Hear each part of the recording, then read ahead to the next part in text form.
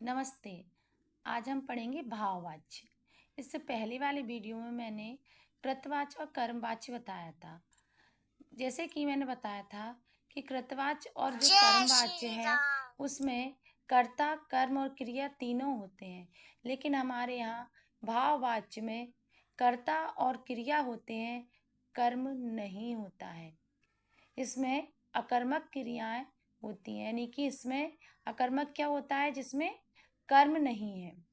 ठीक है, तो भाववाच्य में क्या नहीं होता है, कर्म नहीं होता है। जिस तरीके से कर्ता इसमें तृतीय विभक्ति का चलता है और क्रिया हमेशा प्रथम पुरुष एक वचन में ही रहती है। कर्ता चाहे एक वचन का हो, द्विवचन का हो या बहुवचन का, लेकिन होगा तृतीय विभक्ति का। और जो क्रिया रहती है वह हमेशा प्रथम पुरुष एक वचन में आत्मनेपद में ही रहती है। जैसे कि रामेण, तो राम की थर्ड फॉर्म क्या हो गई, तीसरी विभक्ति हो गई रामेण। और जान भ्रम्यते यानी घूमना, तो इसकी क्या हो गई, आत्मनेपद में एक वचन में हम प्रथम पुरुष में बनाएंगे भ्रम्यते। तेन, सह की थर्ड फॉर्म है तेन, गम्यते। इस तरीके से हमारे ये भाववाच्य के सेंटेंस बनते हैं।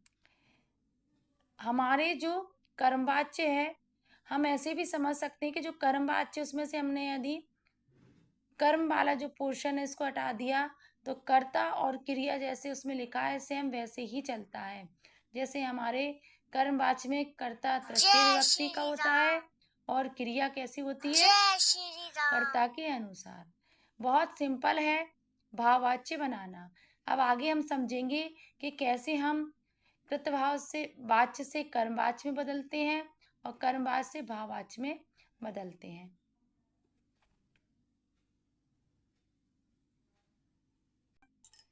देखिए, यहाँ पर हम देखेंगे वाच्य बदलना।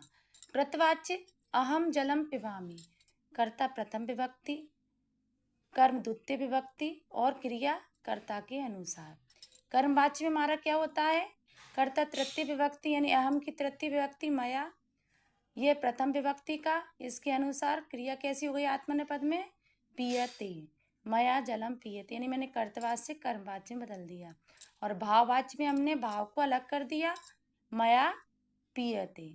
इस तरीके से हम इन तीनों को चेंज करेंगे। आपको केवल इसमें जो टेबल बनवाई है तीनों में वह याद करना है और इस तरीके से हम इसे चेंज कर देंगे। आई होप आपको अच्छे से समझ में आया होगा। अगर समझ में आया तो प्लीज़ लाइक कीजिए और सब्सक्राइब कीजिए। Thank you.